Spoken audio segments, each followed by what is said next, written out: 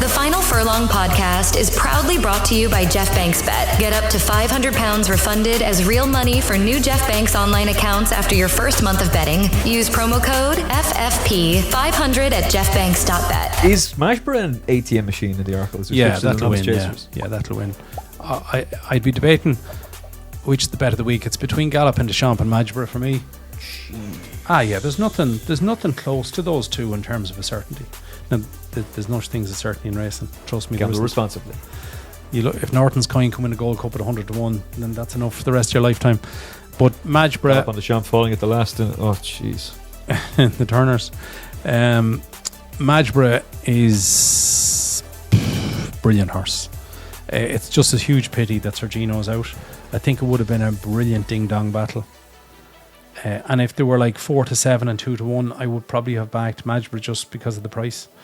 But Majborough at 4 to 7, if you're doing multiples, definitely Majborough will be in all of them, and rightly so. Lotus Sud, to me, hasn't really shown that he's a proper Grade 1 horse yet. He was a handicap hurdler. He's a very good jumper. Got the tactics slightly wrong the last day in Warwick.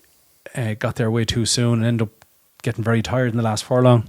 I'd say he'll hold on to him a lot longer, but it doesn't matter. He won't beat Majborough. Django Bay, people are saying it's going to step down to 2 miles. It's going to be a lot better. Like, the one thing I'd say to you about the last day in Sandown, I had it, it let me down for a load of money. A ball of money. I had him in with 3 or 4 horses in Leopardstown in the DRF and they all won.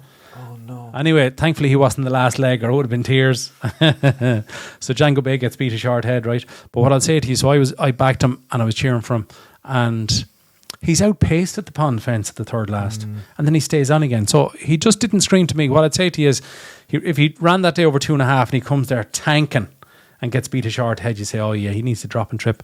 He didn't look a 2-miler to me. Touch Me Not will go okay because he's a brilliant jumper. Firefox, yeah, I think they'll end up with like 6 in it. And Majborough, I think, will go off shorter than 4 to 7. I think he'll go off 4 to 9, 2 to 5. Yeah. Is that because there's opposition for Kopek de Boards? That's why he's going to be strong. He'll be weak, but there's no opposition to Majborough. Yeah, there's way less opposition. I think it's a very, very poor Arkle, bar him. I think he's brilliant. But I think there's 6 or 7 opponents to Kopek de Board in the first. There's very little. Obviously, Lotus Sod is okay. He's decent. He's a good jumper. He might have left the rest behind him. Yeah, I don't think he's good enough. Majborough, when he won a fair, he used to jump to dot to his left. He's better going left-handed. He made 3 mistakes in Leopardstown, like at the 5th and the 6th and maybe the 4th last. But when he gets to the 3rd last, he absolutely wings it. Now, what you have to remember is, Gallop and Deschamps, when he jumps a fence, he makes a high shape over a fence. You can see gaps between him and the fence, like he's jumping so high. That's perfect for a 3-miler. For a 2-miler, you have to be lower than that. Yeah, you watch Energamine winning 2 champion chases. You think he's hitting nearly every fence because he's brushing through them. And Majborough brushed through 3 fences of the DRF, but in the end the stats that you're going to show, the stats showed that he jumped brilliantly and he is a very good jumper. But like, I think 4 to 7 is okay for multiples because I think generally a horse like this is about 10s on to get around. If you asked a bookmaker, I want you to give me a price in Majborough to finish, they'd probably quote you 10s on, would they? 12s on? I would imagine so. And you're getting 4 to 7, and I think his biggest danger is the fences.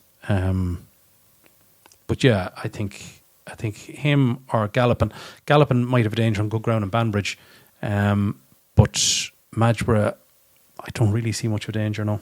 13 to 8 on with Jeff Banks Bet. You can sign up now. jeffbanks.bet. Use the promo code FFP500. 13,000 to 8 down at Emmet there. That makes you eligible for 10% of any net losses back after your first month of betting, up to £500. So if disaster strikes and he falls, at least you get 10% of your stake back after your first month of betting. FFP500, jeffbanks.bet. Sign up now. Get ready for Cheltenham Majborough in all the multiples. Is Ballyburn in all the multiples? 13 to 8 favourite. I wouldn't stop you. I backed Danon City a few months ago. Before he wins his beginner's chase, which I thought he was good. He got a bit tired. I thought his jumping was great. That's the most important thing. First time over fences. I thought maybe he was going to win easier, but then he got tired. That's fine. Last year, he's a horse that improved a lot throughout the season. He went to the DRF, he went to Cheltenham, he went to Aintree, and he went to Punchestown. There can be very few horses in your lifetime that went to all 4 and finished first or second in 4 grade 1s. I don't know how many. There'll be anoraks out there that'll know this. I don't know it, but there can't be many. He won 3 of them and was third in the other one, not second. He was third in the Albert Bartlett. So he's an iron horse. Love him. For him to beat Ballyburn, he needs 1 or 2 things to happen. One is really soft ground, which is incredibly unlikely now. And the other thing is if they go a mental gallop, really strong pace, and it turns into an absolute grueler of a staying contest. Now, what doesn't help him is that it's on the old course. The new course much more stamina than the new course. But the Brown Advisory is a stamina race. But at the same time, like there's no doubt in the wide earthly world that they won't even have a debate over which horse he's riding. They won't even talk about it. It won't even but there won't even be a conversation. He'll ride Ballyburn, that's it. So I think Danon City might SP around 5-1. I think he's 7-2, 3-1 at the minute. I think he'll drift a lot. I think he'll go off 5-1. Now he has a chance, and I'd be cheering for him because I backed him. But I just would love. I wasn't sure at the time whether Ballyburn was going to end up here, and how was he going to go and stuff. So, I don't know how anybody. I hear people trying to find fault with Ballyburn's last performance. I don't. No, I have. I heard people saying he didn't jump great, but like his jump on the first day in Punchestown was decent. It was like 7 or 8 out of 10. His jumping in Kempton wasn't good, particularly at the last fence. How he got over it, I don't know. And then he's much better going left-handed. He was jumping at the DRF over 2.5 was excellent. Well, I would say very good. Maybe not excellent, but it was really good. And Paul's body language from a long way out was that he was just letting him pop away, and I'll just quicken after the last. And even down to the last, he looks to his right. He's got Crow Park to his right. And he's thinking, I should just get over the last and shake the reins and I win. And he gave away, he let him pop, but he went in level. He came out the guts of a length behind, half a length behind. And he ends up winning by 4 or 5. Like, I would have no worries in the world about his stamina. He's bred for further. I think he'll definitely stay 3 miles. I think he'll go off 5-4. I think Danon City will go off 5-1. And I don't know if the rest are good enough. I'll give you an outsider at 16-1. Gorgeous Tom would have a little squeak on good ground. Okay. He flashed home in the Drinmore. Probably should have won. I had something on him at a big price that day. And I didn't blame the jockey or anything. No, it's not the jockey's fault. No, it's just he could have won. I wouldn't say he should have. Like, it's the horse's fault. He got outpaced. Yeah. Now he's never raced beyond 2.5 miles, so it's a bit of a guess. But you're not backing him at 3-1. You're backing him at 16-1. He loves good ground. He jumps well. He was quick enough to win over 2.5 at Cork. Flashed home in the Drinmore, and if he stays, which is an if, but the price is making up for the if, he would definitely have a little squeak of getting involved. But yeah, I think the jolly Ballyburn, if Willie's bombing in the winners, I could even see him going off even money. He races, just last thing I'll say about him, he does race with the head down a bit, and he races a little bit keen, but it's going to be his 4th race of the season, so I think he won't be that keen. They'll go good gallop, and hopefully Danon City can out-battle him, but I just, in my heart of hearts, I can't quite see it at the minute. What do you like? Dublin Racing Festival, Aintree, Punchestown. Why did Danon City get beaten at Cheltenham? Why did he get beaten by horses that he then beats and had beaten previously? I would say that, like, don't forget he got beat first time out last season, then he wins a maiden hurdle, then he wins a race, maybe the DRF that wasn't overly strong, and then he went to a better race that Cheltenham got beat, then he beats the jukebox man at Aintree, and then he wins again, right? I think it's a case that all the way through the season he was improving.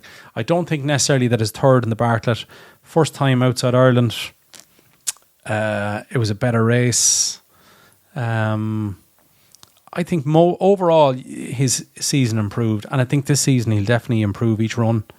It wouldn't bother me too much. This is the old course, that was the new course in the Bartlett.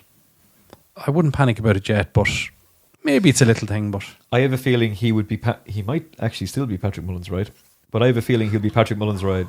Or would have been in the old amateur riders. Oh race. yeah, he'd be 4-7 in the national chase. He'd be a certainty in it. Yeah. Ballyburn would be 2s on for the Turners. He'd be 7-4 on for. He would. I hope Danny rides it.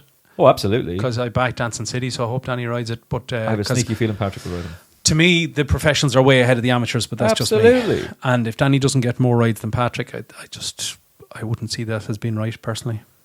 It'd be very odd. And I like Patrick. He's a great horseman. Oh, yeah, great guy. Janie, that would Super be odd. guy. Okay, Danny did ride Danon City probably to win at the DRF maybe last year, so maybe. When I interviewed him for the podcast and for TalkSport 2 the other day, he made a point of mentioning Key to Bourbon. I thought it was an odd thing.